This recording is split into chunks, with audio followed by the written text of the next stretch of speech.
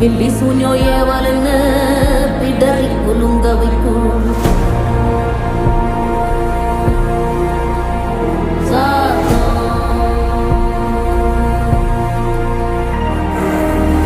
அமாவாசைக்கும் இருட்டு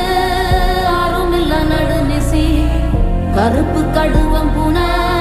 கண்ணும் மின்ன ஓடி வரும் சாம்பிராணி வாசனையில் ஜல்லு ஜல்லு ஓசை வரும்